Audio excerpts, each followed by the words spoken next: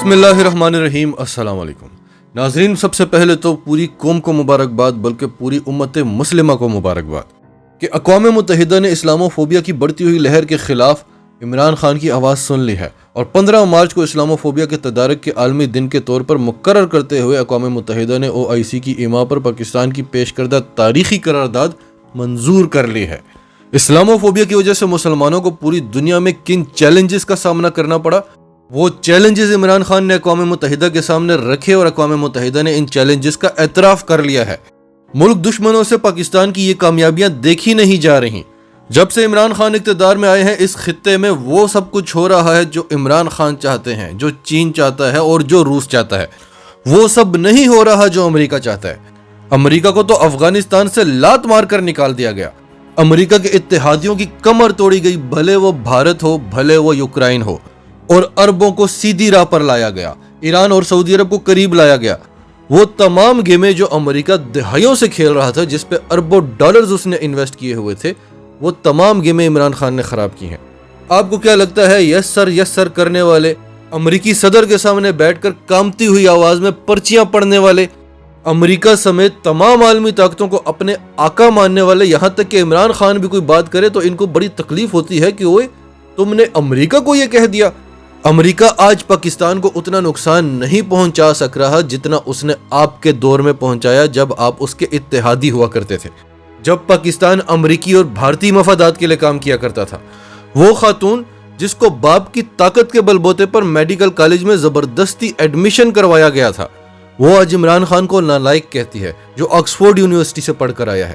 وہ عمران خان کو نااہل کہتی ہے جس نااہل نے ان 11 جماعتوں کو پیچھے لگایا ہوا ہے۔ اب ہم ایز اے پاکستانی ہم یہ جانتے ہیں کہ اس وقت امریکہ اور بھارت پورا زور لگا رہے ہیں کہ کسی طریقے سے عمران خان کا اقتدار ختم ہو، اور پھر ملک کے اندر جو ملک دشمن بیٹھے ہوئے، جس دن سے عمران خان اقتدار میں آیا ہے، بھارتی میڈیا پر مسلسل یہی چل رہا ہے کہ عمران خان پاکستان کو خراب کر دے گا، نواز شریف پاکستان کے لیے بہت بہتر تھا۔ اتنی فکر ہے بھارت کو ہماری کہ وہ اسے واپس اقتدار میں لانا چاہتا ہے جو پاکستان کے لیے بہت بہتر تھا۔ اب یہ فیصلہ ہم کیا کریں گے یا بھارت اور امریکہ کیا کرے گا کہ ہم پر کس نے حکومت کرنی ہے؟ کون پاکستان کی نیشنل انٹرسٹ کے لیے کام کر رہا ہے اور کون امریکہ اور بھارت کی نیشنل انٹرسٹ کے لیے کام کرتا تھا؟ یہ فیصلے قومیں کیا کرتی ہیں، اور اگر قوم کا مفاد صرف اتنا ہو کہ میری پارٹی اقتدار میں آ جائے، مجھے تھوڑی سی پاور مل جائے، تو پھر اس قوم کا اللہ ہی حافظ ہے۔ آج وزیراعظم عمران خان نے پاکستان اوورسیز کانفرنس میں بطور مہمان خصوصی شرکت کی اور وہاں پر ایک جذباتی خطاب کیا، اور اپنے خطاب کے دوسرے ہاف میں انہوں نے بتایا کہ ان 3.5 سالوں میں انہوں نے کیا کیا کام کیے ہیں جو یہ 70 سالوں میں نہیں کر سکے۔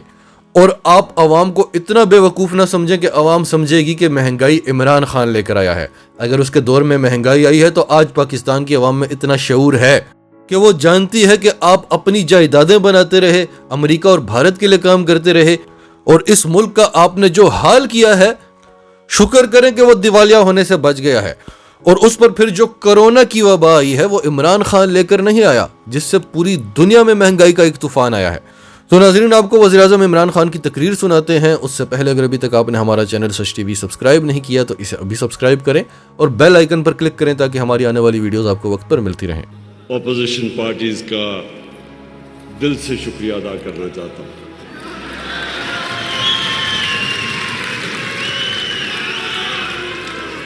میں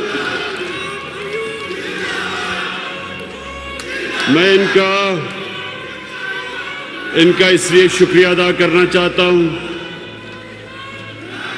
کہ انہوں نے لوگوں کو ٹماٹر اور پیاز کی قیمتیں بھلا دی ہیں۔ اب تک ہمیں عالمی سطح پہ ایک مہنگائی کا سمندر آیا ہوا ہے، تو سارا وقت ہمیں بوجھ پڑا رہتا ہے کس طرح ہم لوگوں کے آسانی پیدا کریں، کس طرح مہنگائی کم کریں۔ یہ سارا وقت میری اور میری ٹیم سوچتی ہے کہ کیا کیا ہم حربے استعمال کریں، لیکن جب سے یہ تھری اسٹوجز کو لوگوں نے ان کی شکلیں جب دیکھی ہیں نا، انہوں نے جب اپوزیشن میں عدم اعتماد کیا ہے، تو اب لوگ دیکھ رہے ہیں کہ ایک طرف نواز شریف اور شہباز شریف، ایک طرف سن لیں ایک سن لیں، دوسری طرف آصف زرداری،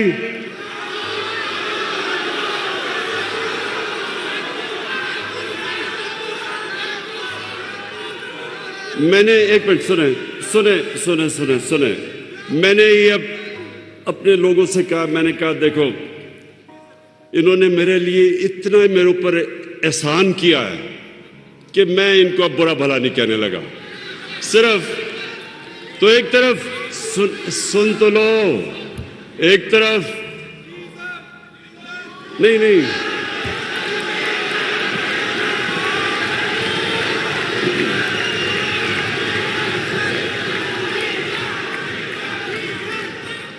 میں سب کو اب ذرا سنے تو لے، مجھے ان کا شکریہ تو ادا کرنے دیں، انہوں نے میری ساری پارٹی کو کھڑا کر دیا، انہوں نے مہنگائی بھلا دی ہے، میرے سارے حلقوں سے آوازیں آنی شروع ہو گئی ہیں، سارے اسلام آباد کا رخ کر رہے ہیں 27 تاریخ کو، اس لیے مجھے ان کا شکریہ ادا کرنے دیں پلیز۔ پہلے میں اوورسیز پاکستانیز آپ کے پاس آنے لگا ہوں، پہلے میں ذرا شکریہ ادا کروں نا ان کا۔ جیسے ہی لوگوں نے دیکھا کہ یہ 3 شکلیں، ایک طرف فضل الرحمان،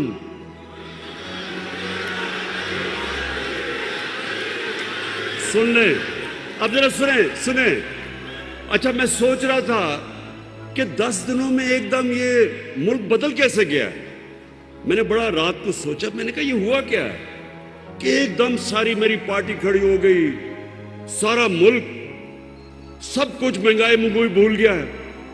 پھر میں نے جب غور کیا تو اب دیکھیں ہوا کیا، کرنا تو سب اللہ کا ہے، ایک پلان انسان بناتا ہے، دوسرا اللہ بناتا ہے، سب جانتے ہیں کامیاب ایک ہی ہوتا ہے۔ تو انہوں نے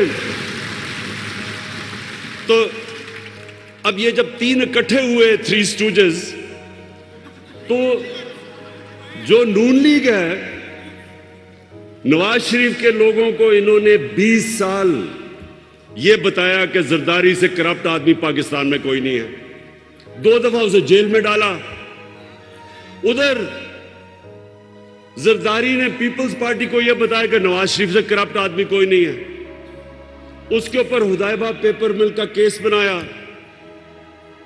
وہ کیا تھا کہ یہاں سے منی لانڈرنگ کر کے، چوری کر کے پیسہ باہر لے کے جاتے تھے، ادھر فیک اکاؤنٹ سے واپس پیسہ لے کے آتے تھے، یہ کیس تھا، یہ زرداری نے اس کے اوپر بنایا تھا شریفوں پہ۔ اور فضل الرحمان کو ڈیزل نون لیگ نے شروع کیا تھا کہنا،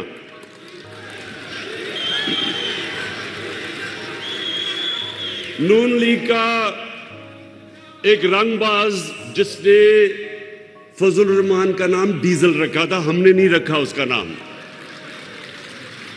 اور ڈیزل اس لیے کہ وہ ڈیزل کے پرمٹوں پہ پیسے بناتا تھا۔ اب یہ سنیں ذرا، فضل الرحمان کی پارٹی سمجھتی ہے کہ پیپلز پارٹی اور نون لیگ چور ہیں، نون لیگ سمجھتی ہے زرداری چور ہے، فضل الرحمان ڈیزل ہے، پیپلز پارٹی نواز شریف کو چور سمجھتی ہے اور اس کو ڈیزل۔ اب یہ جب تینوں اکٹھے ہوئے ہیں تو میں ان کا شکریہ اس لیے ادا کرنا چاہتا ہوں کہ ساری قوم نے دیکھا ہے کہ اگر انہوں نے ملک کو بچانا ہے تو بہتر ہے کہ عمران خان کے ساتھ ڈوب جاؤ۔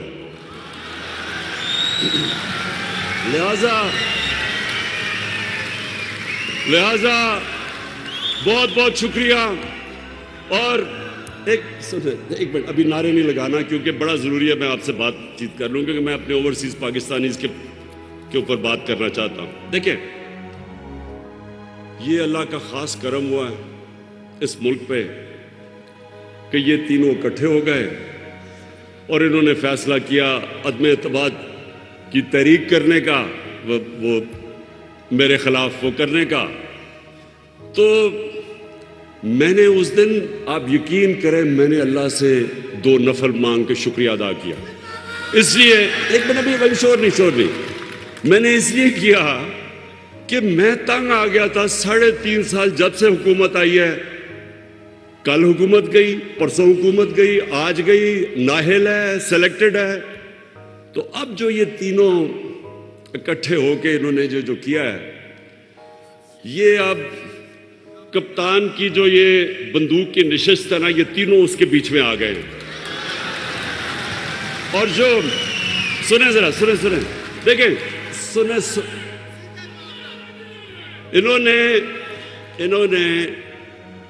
انہوں نے وہ کام کر دیا کہ میں دعا کر رہا تھا کہ اللہ یہ غلط فہمی میں پڑھ کے کہ جی شاید قوم ان کے ساتھ کھڑی ہو جائے گی. یہ پاکستانی قوم کو جانتے نہیں ہیں, کیونکہ انہوں نے کسی نے سیاست تو صحیح کی نہیں ہے. نواز شریف وہ جنرل جنانی کے چھتوں پہ سریا لگاتے لگاتے وزیر اعلیٰ اور وزیر وہ بن گیا. شہباز شریف ٹوکرے کا پھل لے کے جاتا تھا رشوت دینے کے لیے, وہ اوپر آ گئے. انہوں نے محنت کون سی کی ہے؟ ان کو تو باہر سے اٹھا کے سلیکٹ کر کے ان کو بنا دیا. زرداری نے ایک جعلی پرچہ دکھا کے وہ بن گیا. انہوں نے محنت کب کی ہے؟ اور فضل الرحمان 30 سال سے دین کو بیچ رہا ہے, انہوں نے کیا محنت کی ہے؟ ہم یہ ابھی آپ نے پوری فلم دیکھی, ایک پارٹی نے گراس روٹ سے کھڑے ہو کے تھوڑے سے لوگوں کے کیمپین کر کے عوام میں جا کے محنت کر کے مارے کھا کے مشکلیں دیکھ کے ہم یہاں پہنچے ہیں. یہ کبھی بھی ہمارا مقابلہ نہیں کر سکتے. اور عوام کی ایک چیز یہ سمجھ جائیں, لوگ مشکل وقت, عالمی مہنگائی, اس کے اندر لوگ مشکل میں تو ہیں, لیکن یہ ان کو غلط فہمی ہوگی ہے کیونکہ لوگ مشکل میں ہیں, لوگ ان 3 چہروں کی کرپشن بھول چکے ہیں, یہ غلط فہمی میں پڑ گئے اور یہ کپتان کے ٹریپ میں آ گئے ہیں. اب انشاءاللہ آپ دیکھیں گے یہ کیا ہوتا ہے ان کے ساتھ. میں یہ پیشن گوئی کرتا ہوں کہ یہ صرف عدم اعتماد ان کی فیل نہیں ہوگی, ان کی 2023 کی الیکشن بھی گئی. اچھا میں ذرا اب اوورسیز پاکستانی دیکھیں, کیونکہ میں بھی کوئی 20 سال اوورسیز پاکستانی رہا ہوں. میں باہر کرکٹ کھیلتا تھا, باہر کمائی کرتا تھا. میرا کرکٹ کی وجہ سے اور پھر شوکت خانم کی وجہ سے میرا سب سے زیادہ اوورسیز پاکستانیز کے ساتھ رابطہ رہا.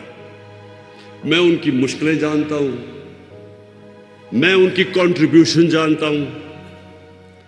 میں یہ جانتا ہوں کہ جب یہ ایک پاکستانی ملک سے باہر جاتا ہے تو اس کو اپنا ملک یاد آتا ہے, اس کو پھر اپنے ملک کی صحیح معنی میں پتہ چلتا ہے کہ یہ ملک کتنا بڑا اللہ کا تحفہ ہے.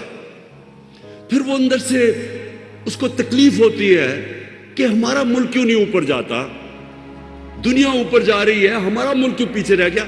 اس کو درد ہوتی ہے اس کی. وہ جب دیکھتا ہے کہ ہمارے لیڈر چوری کر کر کے پیسہ لندن میں بڑے بڑے محلات لیتے ہیں, اس کو زیادہ تکلیف ہوتی ہے کیونکہ اس نے محنت سے پیسہ کمایا ہوتا ہے. انہوں نے 12 گھنٹے کام کیے ہوتے ہیں جب باہر جا کے کہ اپنے بیوی بچوں کا پیٹ پالے, ان کو اچھے اسکولوں میں پڑھائے, ان کی تعلیم دے. اس لیے وہ جب دیکھتے ہیں کہ لندن کے سب سے مہنگے علاقے میں, مے فیئر میں, جب یہاں سے چوری کر کے پیسہ وہاں لے کے جاتے ہیں, بڑے بڑے محلوں میں رہتے ہیں, بڑی بڑی گاڑیاں چلاتے ہیں, کسینوز میں رات کو یہ بھرے ہوئے ہوتے ہیں, جوا کھیلتے ہیں, تکلیف ہوتی ہے. وہ محنت کرتے ہیں, یہ اپنے ملک کا چوری کا پیسہ باہر لے کے جاتے ہیں, ہمارے بیرون ملک پاکستانی وہاں سے کمائی کر کے پاکستان پیسہ بھیجتے ہیں, جس کی ابھی اسد عمر نے آپ کو بتایا کہ ریکارڈ ریمیٹنسز آئی ہیں ہمارے دور میں, اور اس کے اوپر ہمارا ملک چل رہا ہے.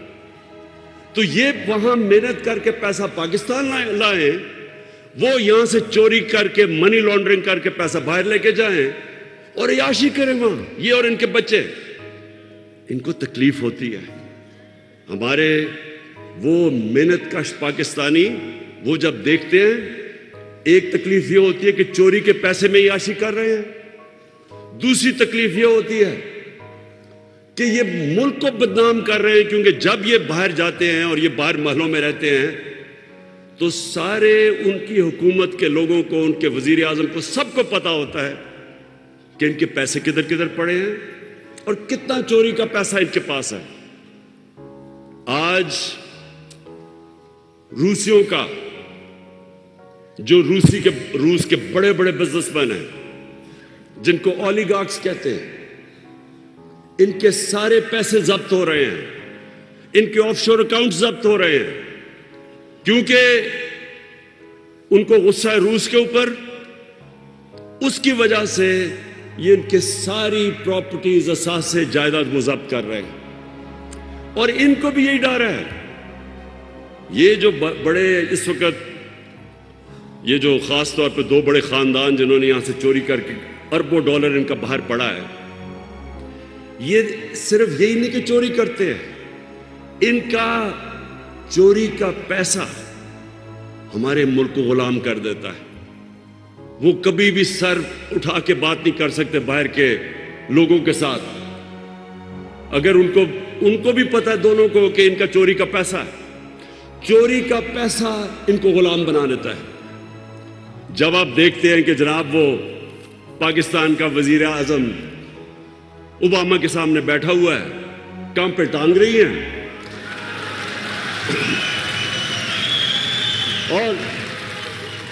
اور جی کہ ناراض نہ ہو جائے، وہ میرے منہ سے کوئی غلط نہ نکل جائے، اور غلط کیا نکلے کہ وہ اوباما کو مسز اوباما کہہ دیتا ہے غلطی میں، گھبرا کے۔ تو یہ اس لیے ہوتا ہے کیونکہ ان کو پتا ہے کہ جس وقت وہ چاہے منی لانڈرنگ میں وہ ان کو پکڑ سکتے ہیں، اور یہ وجہ ہے کہ 22 کروڑ کے لوگوں کو یہ غلام بنا دیتے ہیں۔ مجھے یہ بتائیں کہ ڈرون اٹیک، کیا عمران خان ہی رہ گیا تھا کہ یہاں جب 400 ڈرون اٹیکس ان کے 10 سالوں میں ہوئے، زرداری اور شریف کے 400 ڈرون اٹیک ہوئے، میں کیوں اکیلا آیا؟ آپ نے دیکھا کہ ہم نے مظاہرے کیے، ہم نے دھرنے کیے، ان دونوں کو کوئی شرم نہیں آئی کہ آپ کی بمباری ہو رہی ہے، آپ ان کے لیے جنگ لڑ رہے ہیں اور وہ آپ کے اوپر بمباری کر رہے ہیں، اور وہاں عورتیں بچے مار رہے ہیں؟ آپ کو کوئی شرم نہیں آئی کہ وہ پاکستانی تھے؟ آپ کو کم از کم اتنا ہی منہ سے بول دیتے کہ دنیا کا کوئی قانون اجازت نہیں دیتا کسی کو جج، جوری اور ایکسیکیوشنر بننا۔ یہ ہر دنیا کے قانون کے خلاف ہے۔ اور میں جب مثال دیتا ہوں لوگوں کو کہ ہمارا جو دہشت گرد بیٹھا ہے لنڈن ایج وے روڈ پہ، اگر ہم اس کے اوپر ڈرون اٹیک کر کے مارے، وہ اجازت دیں گے؟ نہیں دیں گے وہ، کیونکہ ان کو ملک میں قانون ہے، وہ اپنے ملک میں کسی کو قانون توڑنے نہیں دیتے۔ تو میں پہلے سب کو ایک واضح کر دوں، اوورسیز پاکستانیز کو، میں نے کبھی آج تک نہ میں اینٹی امریکن ہوں، نہ اینٹی برطانیہ ہوں، نہ اینٹی انڈیا بھی نہیں ہوں میں۔ وہ تو کوئی جاہل آدمی ہو جو ایک پورے ملک کے خلاف ہو جائے، اس سے تو بیوقوف آدمی نہیں ہو سکتا، کیونکہ ہر قسم کے لوگ بستے ہیں ملک کے اندر۔ آپ ایک ملک کے اینٹی کیسے ہو سکتے ہیں؟ آپ ان کی پالیسیز کے اینٹی ہو سکتے ہیں۔ امریکہ کی وار آن ٹیرر کے میں پہلے دن سے خلاف تھا، میں ہمیشہ خلاف رہوں گا۔ میں ان کی، میں عراق کی جنگ کے خلاف میں نے لنڈن کے اندر مظاہرے میں نے ڈیمونسٹریشن کے اندر شرکت کی ہے۔ برطانیہ کے اندر لاکھوں لوگ انہوں نے مخالفت کی، جو کہ عراق کی جنگ میں جا رہا تھا ایک جھوٹ کے اوپر، ویپنز آف میس ڈسٹرکشن پہ، میں نے ان کے ساتھ شرکت کی۔ تو برطانیہ میں آپ کیسے کہہ سکتے کہ میں اینٹی یو کے ہوں؟ کیونکہ ان پر بہت بڑی اکثریت نے اس کی مخالفت کی تھی. آج ہندوستان کے اندر جو یہ ہندوتا، ان کی جو یہ فلسفی ہے کہ ہندو ریس صرف انڈیا ہندوؤں کے لیے، باقی وہ برابر کے شہری نہیں، مسلمان، خاص طور پر مسلمان اور پھر کرسچنز. تو یہ تو مجھے پتہ ہے، میں انڈیا کو بڑی اچھی طرح جانتا ہوں. بہت بڑے پڑھے لکھے لوگ ہندوستان کے اس کی مخالفت کر رہے ہیں. وہ سمجھتا ہے کہ نریندر مودی کی جو پالیسیز ہیں وہ ہندوستان کو تباہی کی طرف لے کے جا رہی ہیں. بہت بڑے لوگ ہیں ایسے، ڈرے ہوئے ہیں اس وقت، کیونکہ فیشزم ہے وہاں، خوف ہے وہاں، میڈیا کے اوپر خوف ہے، ججز کے اوپر خوف طاری کیا ہوا انہوں نے. ایک فیشسٹ گورنمنٹ ہے وہاں. لیکن میں اینٹی انڈیا تو نہیں ہوں. ہم بھی دعا کرتے ہیں کہ وہاں کوئی صحیح لیڈرشپ آئے تاکہ وہ ہندوستان میں کشمیریوں کا حقوق دے، وہاں مسلمان ہیں وہاں ان کو برابر کا شہری بنائے. ہم بھی یہ دعا کرتے ہیں. اور اگر وہ کشمیر میں جو انہوں نے قدم اٹھایا تھا 5 اگست 2019 کا، وہ واپس لیتے تو ہم پھر ان سے اپنے تعلقات نارمل کر سکتے اور بات چیت پہ مسئلے حل کر سکتے. تو میری مخالفت تو یہ تھی کہ آپ نے اپنے لیے اور قانون بنائے ہوئے ہیں. اپنے ملک میں تو آپ اجازت نہیں دیتے یہ بمباری کر کے لوگوں کو دہشت گردی کے خلاف جنگ اور جج جوری ایکسیکیوشنر. تو ہمارے ملک میں آپ یہ کر رہے ہیں 400 ڈرون اٹیکس. کتنے لوگ اس میں مارے گئے، کتنی عورتیں بچے مارے گئے. اور ذمہ داری کس کی تھی؟ ان دونوں کی. اور یہ دو کیوں نہیں بولتے تھے؟ کیونکہ یہ اپنے پیسے کے غلام ہیں. اگر چوری کے ان کو اتنا پیسے سے پیار ہے، یہ اس ملک کو بیچ دیں گے اپنے پیسے کو بچانے کے لیے. انہوں نے جو ہندوستان سے نواز شریف نے جو کیا ہے، آپ سوچیں کہ ہندوستان کے پرائم منسٹر سے برکا دت بڑی صحافی ہے، اس نے مجھے اپنی کتاب بھی دی ہوئی ہے. اس نے کہا کہ اپنی فوج سے ڈر کے نریندر مودی سے نواز شریف چھپ کے میٹنگ کر رہا ہے، اپنی فوج سے ڈر کے. یعنی یہ سوچے، اس ذرا غور کریں نا. آج اگر پاکستان کی فوج ماشاءاللہ ایک دنیا میں مسلمان دنیا کی سب سے طاقت ترین فوج نہ ہوتی تو ملک کے 3 ٹکڑے ہو چکے ہوتے. آج آپ ذرا حال تو دیکھیں، ایک منٹ سنیں ذرا، مسلمان دنیا کے حال دیکھیں. آگ لگی ہوئی ہے، تباہ ہو چکے ہیں. سیریا کو لو، شام لو، لیبیا لو، افغانستان سے کیا ہوا ہے، عراق میں کیا ہوا، صومالیہ میں کیا ہوا، یمن میں، ساری دنیا میں عذاب آیا ہوا ہے. پاکستان کو اللہ نے بچایا ہوا ہے. کیوں؟ کیونکہ ماشاءاللہ ایک ملک کی ایسی فوج ہے جو اپنے ملک کی دفاع کر سکتی ہے. اور اس فوج کے پیچھے اب ذرا سنیں، یہ دو میمو گیٹ کیا تھا؟ زرداری وہاں حسین حقانی جو امبیسڈر اس نے رکھا ہوا تھا امریکہ میں، وہ جا کے میسج دیتا ہے امریکن فوج کے ہیڈ کو کہ زرداری کو پاکستانی فوج سے بچا لو. یہ میمو گیٹ تھا. اب حیرت سوچے نا کہ ایک آدمی ان کو یہ کہتا ہے کہ اپنی فوج سے، اس کو ایمبیسڈر کہتا ہے کہ اپنی فوج سے، پاکستان کی فوج سے زرداری کو بچا لو. اور دوسری طرف نواز شریف، ڈان لیگز کیا تھی؟ ہندوستان کو پیغام دے رہے ہیں کہ جناب اپنی فوج کو، اپنی ہندوستان کو یہ پیغام دے رہا ہے کہ ہماری فوج غلطیاں کر رہی ہے لیکن نواز شریف آپ کے ساتھ ہے. وہ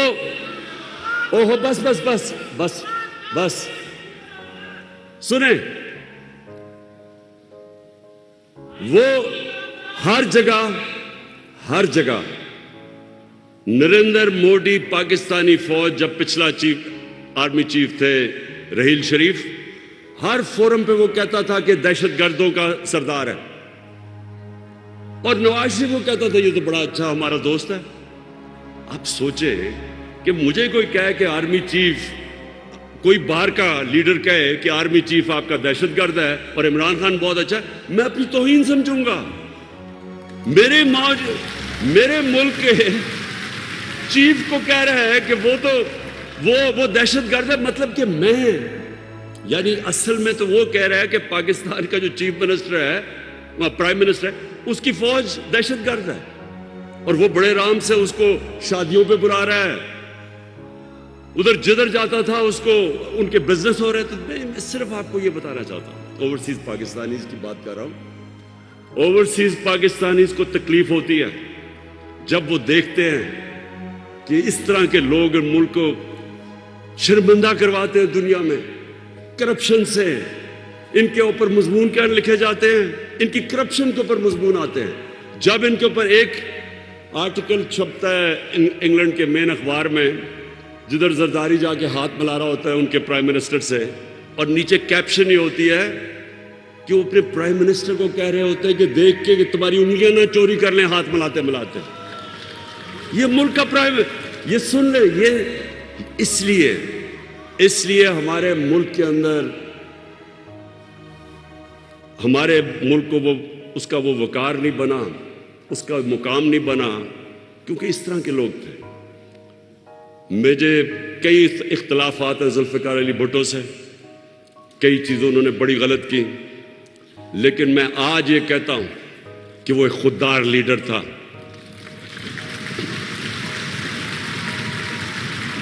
وہ پاکستان کی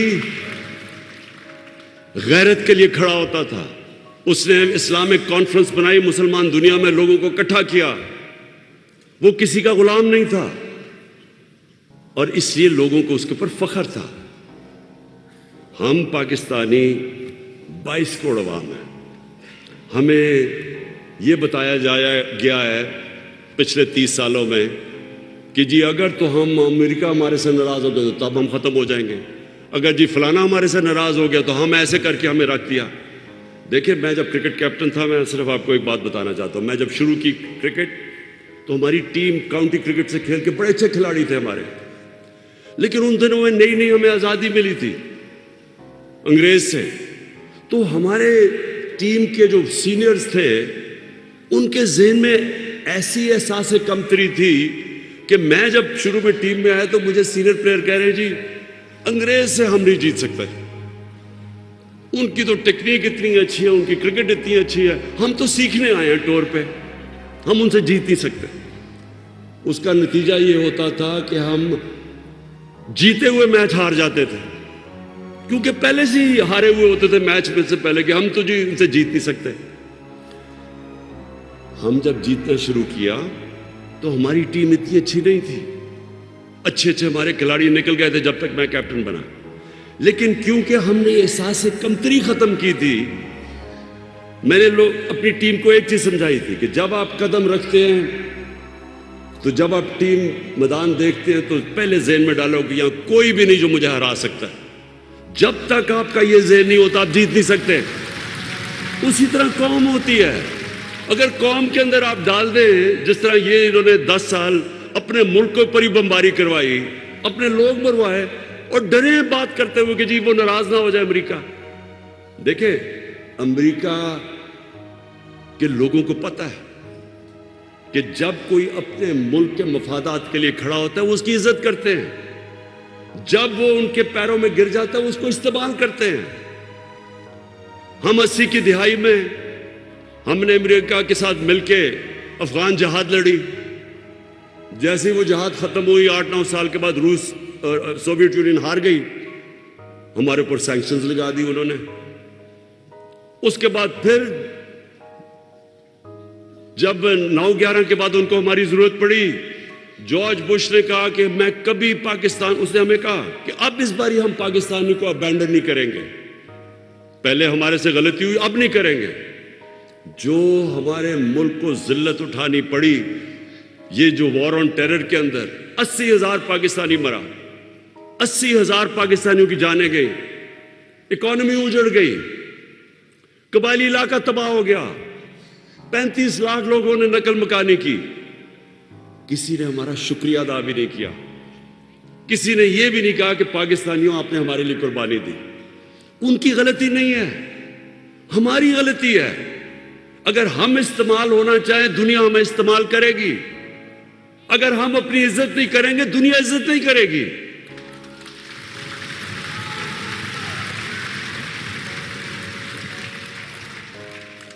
اور میں آخر میں آپ کو یہ کہنا چاہتا ہوں آج سب کو اوورسیز پاکستانیز کے سامنے، پہلے تو میں آپ کو یہ کہ آپ کو ہم نے ووٹنگ رائٹ دلوایا، کیونکہ میرا ہمیشہ میں سمجھتا تھا کہ اوورسیز پاکستانیز ہمارا اثاثہ ہیں، ان کو پاکستان کے اندر ان کی ووٹ بھی ہونا چاہیے۔ میں تو یہ کہوں گا ان کو الیکشن بھی لڑنا چاہیے، کیونکہ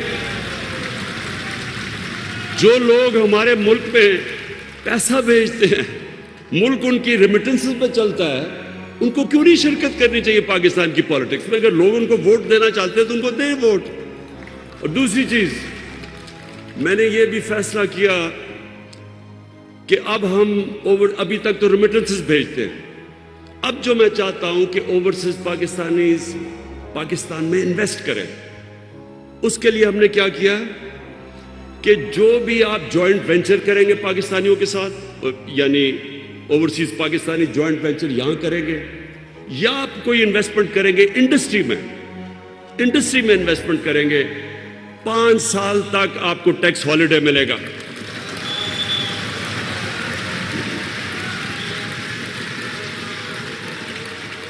اور باقی سارے جتنے آپ کے پرابلمز، آپ کو وہ سکسیشن سرٹیفکیٹ، وہ جو ڈیجیٹل ہم نے کروا دیا آپ کا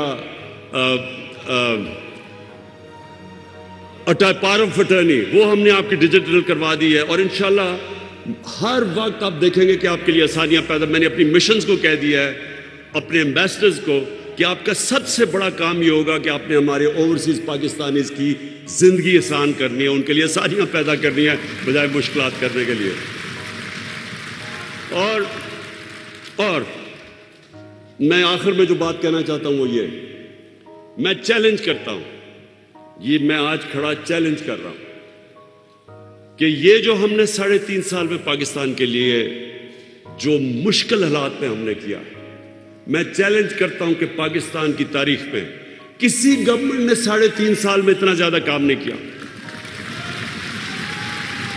اور میں سن لے ذرا، سب سے پہلے اب سنیں، کبھی ملک ترقی کر ہی نہیں سکتا جب تک آپ کی ایکسپورٹس نہ بڑھیں۔ کوئی ملک ترقی نہیں کر سکتا کیونکہ ویلتھ کریشن ہی نہیں ہوتی جب تک ملک میں زیادہ ڈالرز نہ آئیں۔ ہماری ایکسپورٹس، اب سوچیں کہ پچھلے 10 سال میں ایکسپورٹس، ابھی اسد نے جو بتایا، نہ بڑھنے کے برابر تھی، ہمارے سے سب آگے نکل گئے۔ 20 سال پہلے ہم ساتھ ہی تھے بنگلہ دیش کے، ویتنام کے، کمبوڈیا کے، ہم ان کے ساتھ تھے، سارے ہمارے سے آگے نکل گئے ایکسپورٹس میں، ملک وہیں کا وہیں کھڑا ہے۔ تو آپ پاکستان کی ریکارڈ ایکسپورٹس ہوئی ہیں، اور انشاءاللہ جو ابھی فگرز آ رہی ہیں، جو ہماری توقع تھی اس سے بھی زیادہ ایکسپورٹس ہو چکی ہے پاکستان کی۔ ریمیٹنسز آپ کی وجہ سے ریکارڈ ہوئی ہیں، ہم نے انسینٹیوز دیے لوگوں کو کہ بینکنگ چینل کے ذریعے پیسے بھیجیں، وہ ریکارڈ ہوا ہے۔ پھر پاکستان کی تاریخ میں سب سے زیادہ ٹیکس کلیکشن ہوئی ہے، جو کبھی سوچ بھی نہیں سکتا تھا کہ 6,000 ارب تک ٹیکس اکٹھا کر لیں گے، وہ ہم نے کیا۔ اور یہ کس ٹائم پہ؟ ساری دنیا کے اندر کرونا کا عذاب آیا ہوا تھا۔ جو برطانیہ میں بیٹھے اور جو امریکہ میں بیٹھے لوگ یہاں بیٹھے ہوئے ہیں، آپ سوچیں آپ کے اوپر کیا گزری تھی، کس طرح کے حالات میں آپ نے سامنا کیا۔ وہ مہنگائی آج کا کتنی آئی ہوئی ہے آپ سب جانتے ہیں۔ ہم دنیا نے، جس طرح اسد نے کہا، دنیا نے اکنالج کیا کہ جس ملک میں سب سے زیادہ اہلیت تھی، سب سے زیادہ کمپٹنس تھی اس مشکل وقت سے ڈیل کرنے کی، وہ ٹاپ پہ پاکستان تھا۔ اور اس دور میں اپنے لوگوں کو بھی بچایا، اپنی اکانومی کو بھی بچایا۔ 5.6% گروتھ ریٹ ہوئی، جو کوئی تصور بھی نہیں کر سکتا تھا۔ ایشین ڈیولپمنٹ بینک کا بھی وائس پریزیڈنٹ، اس نے کہا ہمیں حیرت ہے کہ پاکستان جس طرح اوپر گیا۔ بل گیٹس نے آ کے پاکستان کے ماڈل کی تعریف کی۔ इकोनॉमिस्ट ने पाकिस्तान को रखा कि इन्होंने जिस तरह निकले हैं इस मुश्किल वक्त से, और टैक्स कलेक्शन उस वक्त पे 6,000 अरब रिकॉर्ड पे लेके गए, अपनी टारगेट से आगे निकल गए। और मैंने जब आया था, मैंने पहले कहा था कि मैं इंशाल्लाह इस मुल्क में 8,000 अरब रुपया सालाना इकट्ठा करूंगा टैक्स में। मैं उससे ज्यादा इकट्ठा इंशाल्लाह आपको करके दिखाऊंगा, क्योंकि जब पैसा आएगा तो हम अपने लोगों पे खर्च करेंगे, हम अपनी इंफ्रास्ट्रक्चर डेवलप करेंगे। हमारी जो 4 फसलें थी, जो भी बताया, उससे 4 रिकॉर्ड फसलें हुई हैं पाकिस्तान की तारीख। 1100 अरब रुपया गया देहात के अंदर, 65% पाकिस्तान देहात में है। कभी पाकिस्तान के देहात में इतना ज्यादा पैसा नहीं गया। उनको कीमत भी मिली और फसल भी रिकॉर्ड हुई और कीमत भी किसानों को मिली। कभी ऐसे कीमत नहीं मिली। हाँ, महंगाई हुई, लेकिन जो उनको इजाफी पैसा गया 1100 अरब रुपया, जो इस वक्त खुशहाली वो रिफ्लेक्ट होता है। Record motorcycle sales, record tractor sales, record गाड़ियों की सेल्स, क्योंकि लोगों के पास पैसा आया है। रिकॉर्ड इस वक्त टेक्सटाइल इंडस्ट्री ने सारे रिकॉर्ड तोड़ दिए। हम जब आए थे, टेक्सटाइल इंडस्ट्री फैसलाबाद में बंद पड़ी थी। टेक्सटाइल इंडस्ट्री को रियल एस्टेट में कन्वर्ट कर रहे थे लोग। आज मजदूर नहीं मिलते टेक्सटाइल इंडस्ट्री के लिए, सारी पुरानी इंडस्ट्री चलनी शुरू हो गई है। ये हमारी पॉलिसीज की वजह से हुआ। आईटी, सारी दुनिया आगे निकल गई है, इंफॉर्मेशन टेक्नोलॉजी में हमें पीछे छोड़ गई। सिर्फ 2 सालों में 75% इंक्रीज आया हमारा आईटी के अंदर, क्योंकि हमने पॉलिसीज चेंज कर दी है। कंस्ट्रक्शन में हमने अपने लोगों को बचाया। 1500 अरब रुपया कभी भी इतना ज्यादा कंस्ट्रक्शन में जनरेट नहीं हुआ जो रिलेटेड इंडस्ट्रीज थी। तो मैं आज ये जो सारी ऑपोजिशन को चैलेंज करता हूं, किसी चीज में हमारा मुकाबला करो, हर चीज में हम तुम्हारे से आगे। कहते जी बड़ी महंगाई है। जब ये तीनों बारियां ले रहे थे, पीपल्स पार्टी का जब दौर था, तो तीनों ही पावर में थे, क्योंकि उन्होंने मुख पुकार करके 10 साल हुकूमत की है। जो पीपल्स पार्टी का 5 साल का दौर था, उसमें हमारे से ज्यादा महंगाई थी। उसके बावजूद कि दुनिया में वो महंगाई नहीं जो आज है। अमेरिका में 40 साल के बाद इतनी महंगाई हुई है, बर्तानिया में 30 साल के बाद, तो उसके बावजूद उनकी महंगाई हमारे से ज्यादा थी। कोई इंडिकेटर ले लो, हमारी तालीम ले लो, पहली दफा पाकिस्तान की तारीख में यकसा तालीमी निसाब हम लेके आए हैं। कभी किसी ने नहीं सोचा इस चीज का। और हमारा सबसे बड़ी चीज, मैं चैलेंज करता हूं कि जो हमारी गवर्नमेंट ने पहली दफा कोशिश की अपने निचले तबके को उठाने के लिए, कभी इस तरह की कोशिश पाकिस्तान की तारीख में नहीं हुई। हेल्थ कार्ड, आप अमेरिका इंग्लैंड बैठे हैं, कहीं भी आपको हेल्थ इंश्योरेंस नहीं मिलती पैसे दिए बगैर। ये हम कर रहे हैं पाकिस्तान में कि हर खानदान को हम 10 लाख रुपया दे रहे हैं हेल्थ इंश्योरेंस में, मुफ्त हर खानदान को दे रहे हैं। ये कोई तसव्वुर भी नहीं कर सकता गरीब मुल्कों के अंदर। और इसीलिए ही ये डाकुओं के टोलों को डर लगा हुआ है। इस टोले को डर लगा हुआ है कि ये जो कर रहे हैं, आगे तो उनकी दुकानें बंद होने लगी है। 50 साल के बाद पाकिस्तान में डैम्स बन रही हैं। 50 साल पाकिस्तान कोई डैम नहीं बनी। अब पानी बचाने के लिए पहली डैम 2025 में मुमन डैम बड़ी डैम है, 2026 में दासू डैम और 2028 में बादशाह डैम बनेगी, जिससे दुगनी हो जाएगी हमारी पानी की स्टोरेज। उसका मतलब हम और ज्यादा गंदम अपना पानी दे सकेंगे और इलाकों को पानी के नीचे ला सकेंगे। कहने का मतलब आखिर में ये है कि मैं चैलेंज करता हूं अपने मीडिया वालों को, अपने इकोनॉमिस्ट को, इन सारी पार्टीज को, कभी हमारे साथ डिबेट करो। हम आपको साबित करेंगे कि आप तो 30 साल 35 साल बारियां लेते रहे हैं। हमने 3.5 साल में जिस तरह की पाकिस्तान में इंप्रूवमेंट्स किए हैं, पाकिस्तान की तारीख में किसी ने नहीं की। नेशन बिल्डिंग की है, रहमतुल्लिल आलमीन अथॉरिटी अपने बच्चों की तरबियत करने के किए। लोगों को पता चले मुल्क बना क्यों था, सीरत नबी क्या थी, कैसे नबी सल्लल्लाहु अलैहि वसल्लम ने लोगों के कैरेक्टर बदल दिए, लीडर बना दिया लोगों को, दुनिया की इमामत करवाई। पता ही नहीं हमारे लोगों को कि पाकिस्तान तो बना ही इसलिए था। ये पहली दफा हम अपने बच्चों को स्कूल में बता रहे हैं सीरत नबी क्या था, नबी सल्लल्लाहु अलैहि वसल्लम का रास्ता क्या था, क्या वजह थी कि उसने अरबों को उठा के दुनिया की इमामत करवाई। और फिर ये याद रखें कि जो हमारे दौर के अंदर हमने दुनिया के अंदर अपने नबी सल्लल्लाहु अलैहि वसल्लम की जो बेहुरमती होती थी, उनकी शान में गुस्ताखी होती थी। 30 साल फजल रहमान इस्लाम को बेच रहा है। मैंने 3.5 साल में आज प्रेसिडेंट पुतिन के मुंह से निकला है कि आज़ादी सहाफत के नाम पे आप नबी सल्लल्लाहु अलैहि वसल्लम की शान में गुस्ताखी नहीं कर सकते।